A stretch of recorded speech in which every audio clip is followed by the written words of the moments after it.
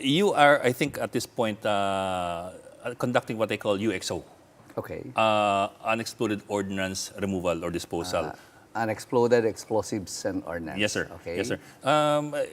If I remember correctly, your targets are for UXO to be completed by August 30. end of August. Is that correct? Yeah. End of August. By which time the Marawi crisis would have ended 2 years ago.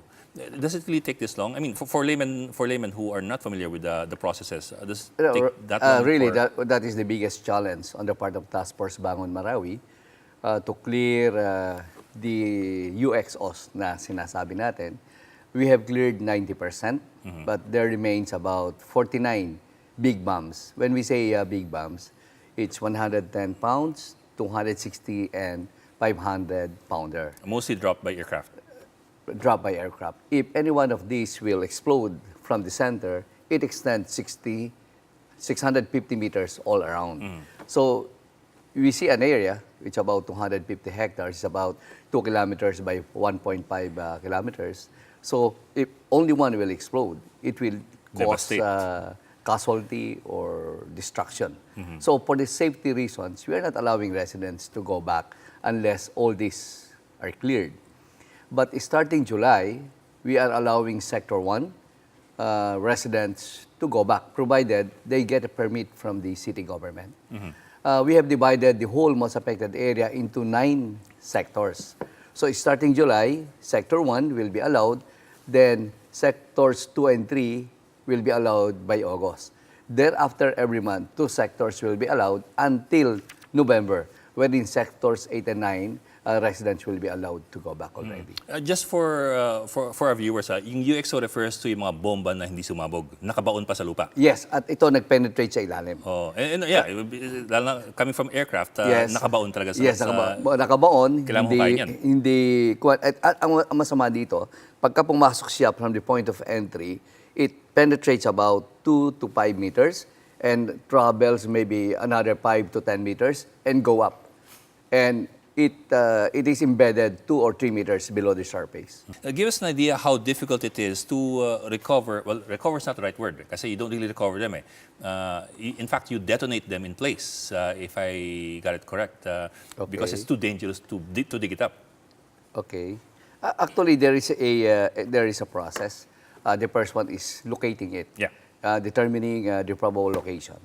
Now, once we have an idea of the probable site where it is located, we try to retrieve it and go dig on the earth for a few meters. Once it is sighted, then we detonate on site. Kumbaga, hindi mo na i-recover yun. Pasasabugin mo lang yun kung nasaan yung... on site. Because touching it or moving it from one place to another is too risky. Yeah, it's not stable anymore. Yes. Which is also, I suppose, why you cannot build until...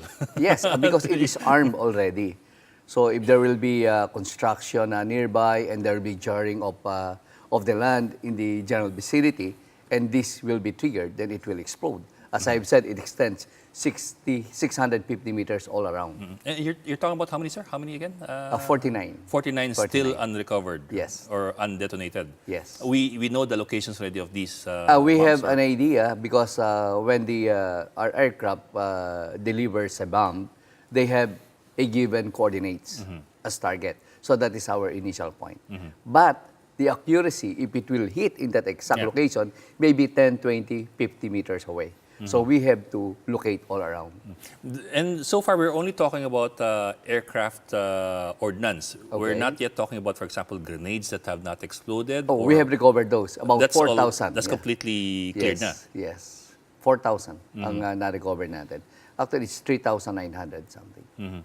Or, I don't know, ammunition, RPGs, artillery. Yeah, no problem if it's above ground. Our problem is if it's underground. Kasi maghuhukay ka talaga eh. Yes. And we are now using a ground penetrating radar. And the contractor who won in the negotiation is now using a ground penetrating radar that can penetrate up to 90 meters. So your target is by mid to end August to finish UXO? By August 30, our target is to complete the removal or detonation of all unexploded explosives and ordinances. And by November 30, removal of all Debris. buildings, debris determined to be structurally unsound. You're looking at only 1 month between the UXO disposal and the removal of the debris? Isn't No, that a bit because of a- now in cleared areas, we are now removing the debris. Oh, okay. Okay. And I think we are now 263 buildings were removed already. You're talking about how many million tons or pounds? It's about of, 4,000 structures. 4,000 structures. That's a massive undertaking. Yes, the contractor told us that they can For do. example, you can see the images behind you. They can do 40 structures a day.